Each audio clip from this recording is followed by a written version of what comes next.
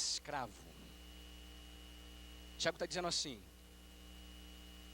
quem escreve é Tiago, escravo de Deus e do Senhor Jesus Cristo.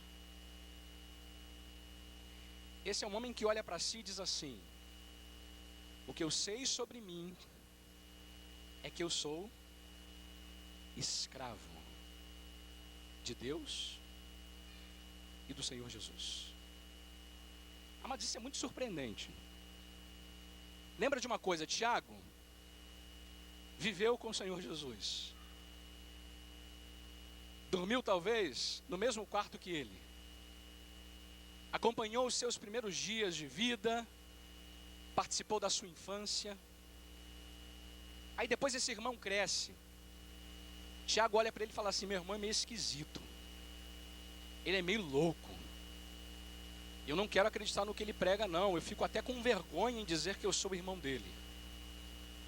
Esse Tiago olha para Jesus e pensa, eu não tenho nenhum compromisso com ele. Eu até vivi muito tempo da minha vida incrédulo com relação a tudo que ele ensinou e pregou. E acontece na vida desse homem uma transformação tão grande, tão gigantesca, que quando ele vai escrever a epístola,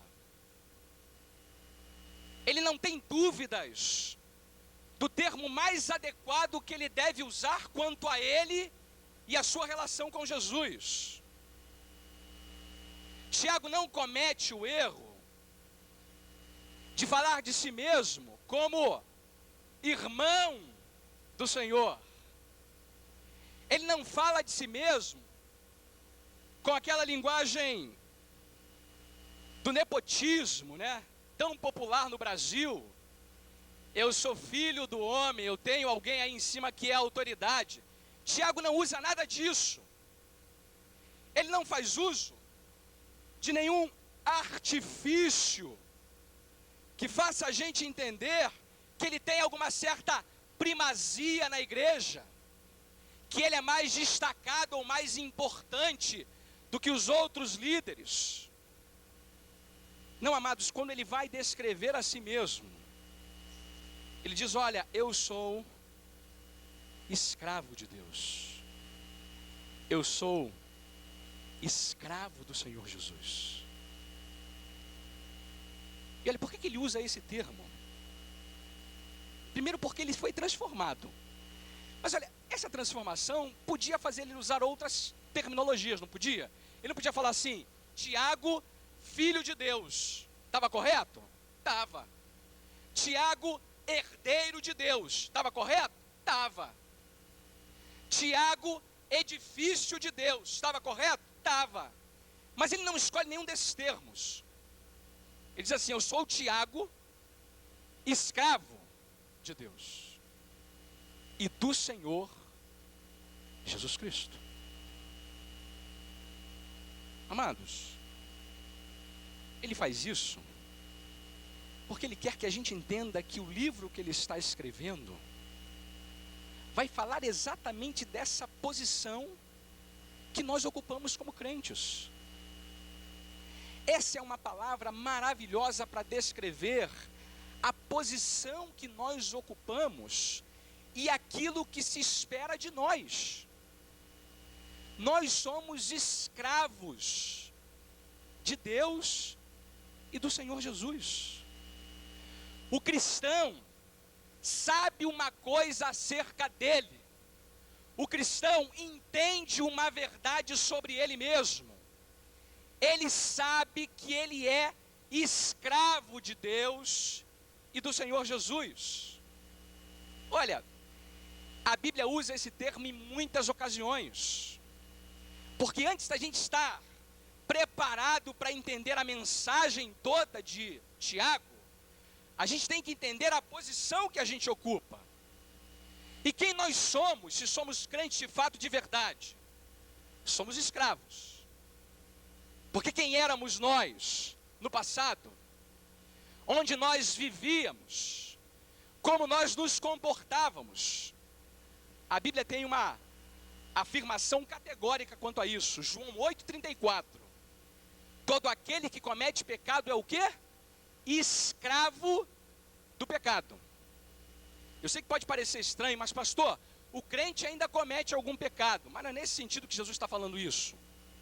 Ele está dizendo que antes de conhecermos a Cristo, vivíamos sob a égide, sob o domínio, sob o controle do pecado. O Senhor das nossas vidas era o pecado. Era Ele quem obedecíamos. Ele mandava e nós fazíamos. Ele determinava e nós praticávamos. O homem não está, espiritualmente falando, solto à sua própria sorte. Para a Bíblia, você só pode estar escravizado a um dos dois senhores, ou ao pecado, que exigirá morte, condenação e separação eterna de Deus. E não se engane, amado, o mundo está como está, vive como vive, se interessa pelas coisas que se interessa, porque os homens desse tempo são todos eles escravos do pecado. Por que toda essa festividade do carnaval aglomera e aglomera cada vez mais gente? Porque os homens encontram ali o seu Senhor determinando para eles o que devem fazer. Nós éramos escravos do pecado também. E lembre-se, não se pode servir a dois senhores, porque você amará um e desprezará o outro. Essa escravidão, ela é exclusiva, definitiva. Éramos escravos do pecado e vivíamos reféns das algemas, vivíamos reféns das cadeias que ele impunha sobre nós. E o que aconteceu com a gente? Se você é crente em Jesus, você sabe o que aconteceu com você. Você foi libertado pelo poder do Senhor Jesus Cristo. Sabe que nenhum escravo do pecado tem poder para se libertar a si mesmo. O homem não tem condições de sair desse estado por conta própria. Ele carece de um poder maior do que o poder do pecado. E quem tem poder maior do que o poder do pecado para esmigalhar essa escravidão e libertá-lo? O Senhor Jesus. A Bíblia usa uma expressão maravilhosa, ela diz assim: glorificai, pois, a Deus no vosso corpo, porque foste comprado por preço. E se você tem dúvida, qual foi o preço que a Trindade Santa pagou pela nossa libertação da escravidão do pecado? Dê uma olhada comigo brevemente, em 1 Pedro 1.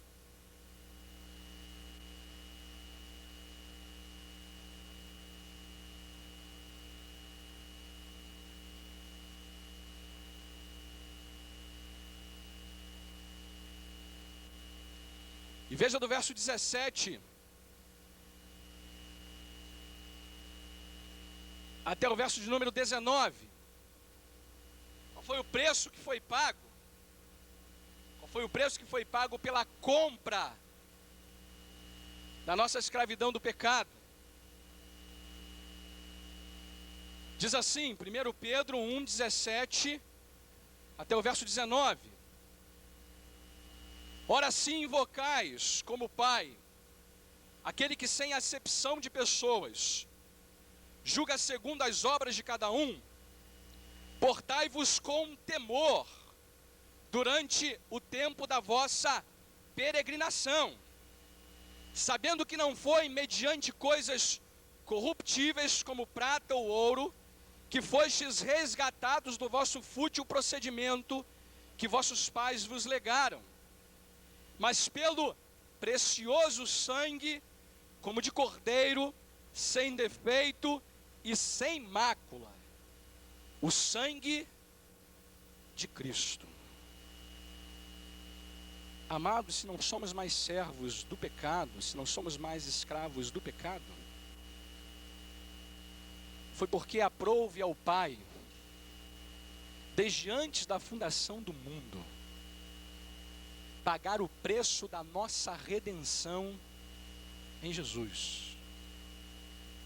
Não apenas isso, o Senhor Jesus se fez pecado por nós, para que nele fôssemos feitos livres da escravidão do pecado.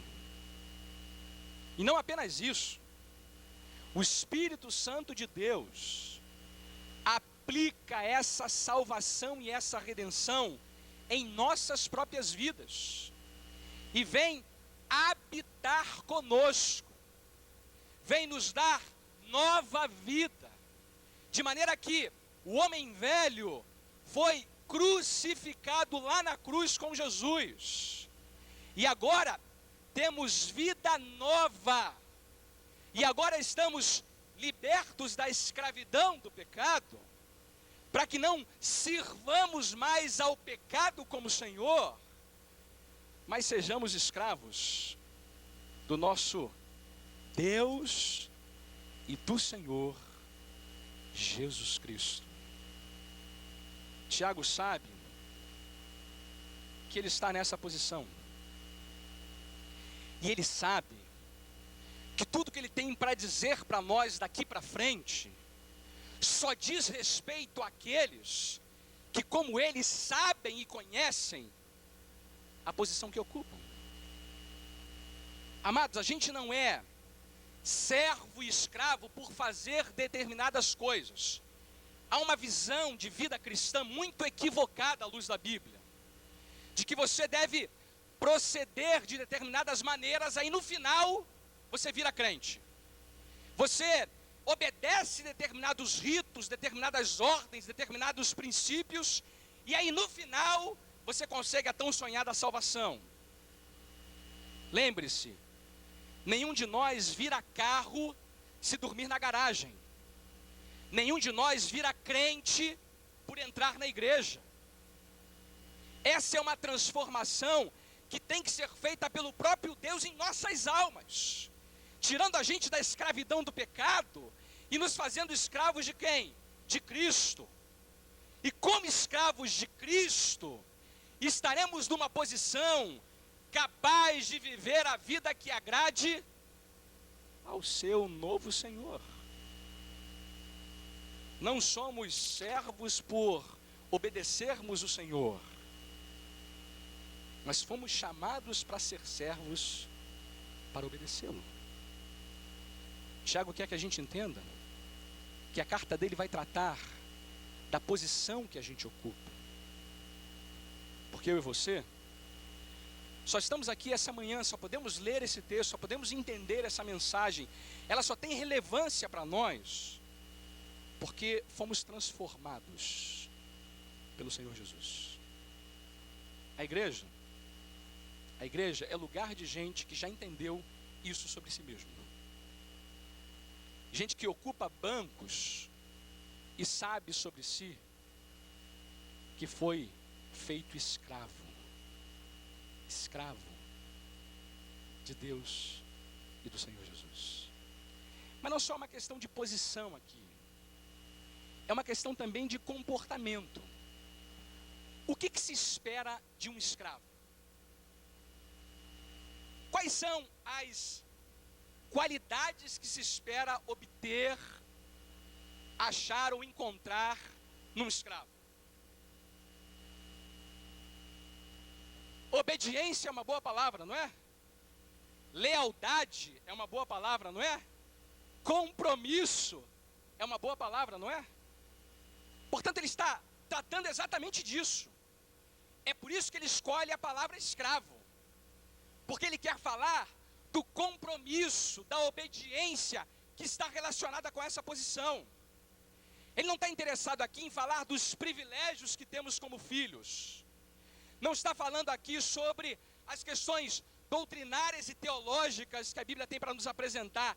Ele está preocupado com uma outra coisa, em saber se essa fé que abraçamos produz em nós uma vida de santidade, de obediência, de compromisso, de submissão. Amados, o que a gente vai fazer o tempo todo com a epístola de Tiago é avaliar de maneira muito honesta e clara se a posição que a gente ocupa está sendo honrada na prática. Olha, deixa eu lembrar algumas coisinhas sobre a escravidão em linhas gerais e aplicar aqui a nossa definição do termo. Escravo, a figura que o apóstolo está colocando para nós aqui, lembra que essa posição é uma posição para ser exercida de tempo integral. Escravo não deixa de ser escravo em dia nenhum. Escravo não tira férias. É bom falar disso depois de voltar de férias, mas escravo não tira férias.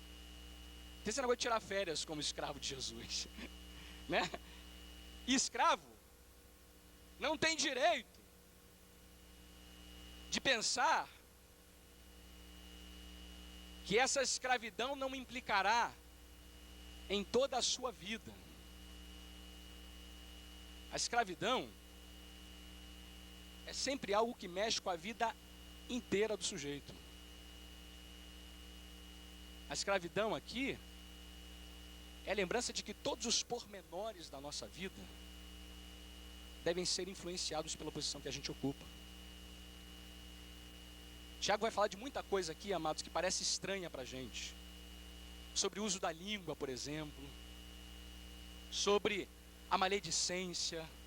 Sobre a nossa relação com o dinheiro. Sobre a nossa relação com aqueles que são mais proeminentes na sociedade. A nossa relação com a prática da palavra de Deus. Sobre a questão de fazer ou não acepção de pessoas. Tudo isso está relacionado à nossa posição enquanto escravos de Cristo. Deixa eu resumir isso dizendo o seguinte. O jogador Kaká, esse agora que foi escolhido como melhor jogador do mundo, usou uma camiseta no dia em que ele participou daquela partida lá do Milan, no Japão. A camiseta tinha uma frase em inglês muito apropriada aqui pra gente. Ele dizia assim: I belong Jesus. Sabe o que significa? Eu pertenço a Jesus. Eu sou propriedade exclusiva dele. Agora tem uma coisa errada nessa coisa. Não adianta vestir camiseta. Tiago está dizendo, não adianta vestir a camiseta. A vida precisa ser manifestação disso. É na vida que o escravo diz a quem ele pertence. É no seu procedimento diário que ele denuncia o seu certificado de propriedade. Tiago vai nos perguntar o tempo todo se existem evidências que comprovem que você é cristão. Se você é servo de fato, você sabe e conhece essas coisas. O que ele está colocando diante de nós o tempo todo é o que o Senhor Jesus já havia dito muitas e muitas vezes. Eu não vim para ser servido, mas para servir e dar a minha vida em resgate de muitos. Para que ele nos separou, amados? Para que ele nos tirou da escravidão do pecado? Para que a gente fique aqui dominicalmente vindo aos cultos pela manhã e à noite, viramos um religioso de plantão, que carrega a Bíblia para cima e para baixo, que vive uma vida honesta, sem muitos problemas, agradável, sob muitos aspectos. A igreja está cheia disso. Gente que pensa que é celebridade, artista. Gente que pensa que tem que ser colocado num patamar mais elevado. Gente que pensa que ser crente é a coisa mais fácil do mundo, que não há implicações nenhuma para a vida, para o dia a dia, para as ideias, para os projetos, para as prioridades. Tiago está nos lembrando, não, eu e você fomos chamados para sermos escravos de Cristo. O que significa isso na prática? É o que ele nos dirá ao longo da epístola. Mas essa é a posição que a gente ocupa, e é daqui que ele quer que nós partamos. Olha, amados, eu lamento dizer, mas a igreja precisa muito disso, muito. A igreja precisa resgatar a ideia de que a gente é servo, nada mais e nada menos do que servos. E precisamos entender o significado disso na prática de maneira mais plena. Parar com essa visão religiosa de vida cristã. Parar com essa visão míope do que é servir a Deus. Olha, amados, eu espero de verdade que a gente seja ajudado com essa epístola a ter uma visão ampla do que é ser servo, de como isso tem implicações profundas com a vida de cada um de nós. E deixa eu terminar dizendo uma coisa sobre essa escravidão ainda. Isso não quer dizer, amados, que a gente serve a Deus e ao Senhor Jesus com medo da chibata.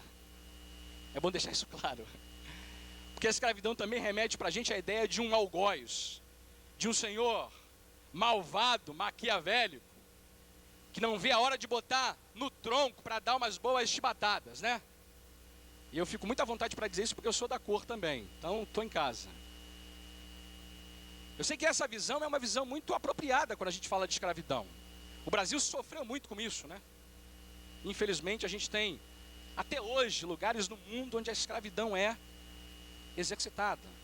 E como é que a Bíblia faz uso dessa linguagem, né? Por que ela faz uso dela? É para enfatizar essa obediência, essa submissão. Mas ao mesmo tempo é importante que a gente faça aqui uma consideração negativa. Não quer dizer que o cristão serve com medo da punição. Amados, a gente não tem esse medo mais. A gente não tem mais o medo de sermos condenados, de sermos lançados no inferno. Porque o preço que Deus pagou por nós foi muito caro. Ele não fez esse investimento à toa. Ele não vai deixar que o sangue do seu filho seja derramado em vão.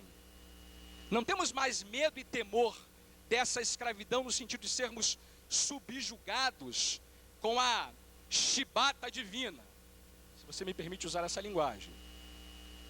Agora deixa eu fazer aqui uma observação. Se você é servo, se você foi feito escravo, eu lhe faço aqui uma boa recomendação. Ouça com atenção as demandas do teu Senhor.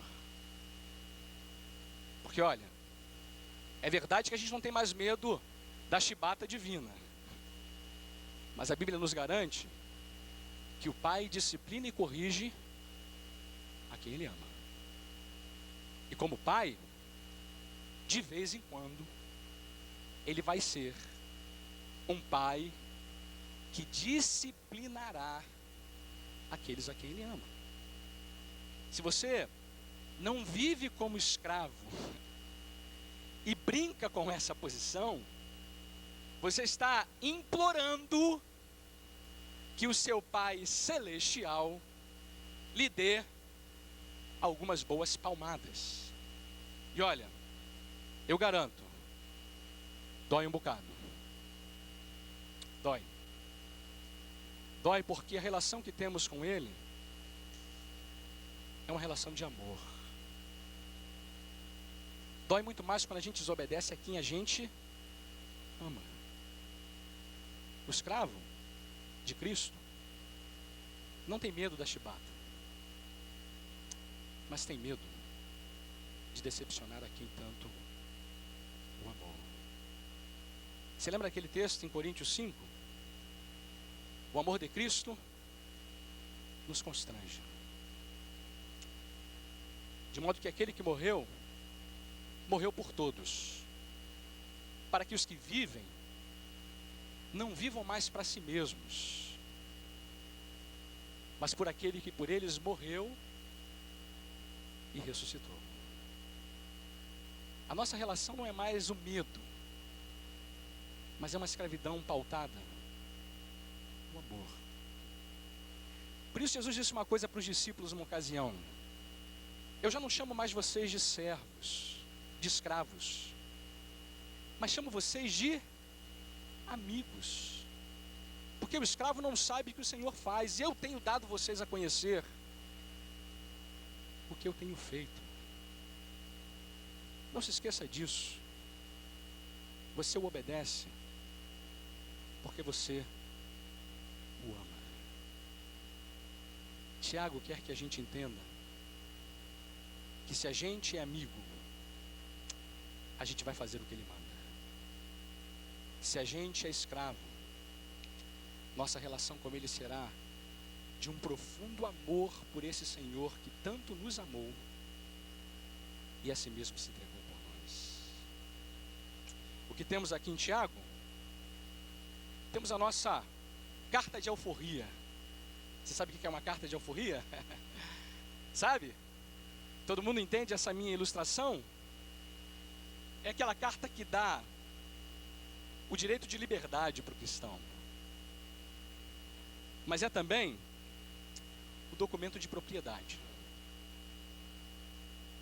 É aqui que a gente entende como devemos viver, sendo escravos de Deus e do Senhor Jesus. Deus nos ajude nisso, que a gente possa...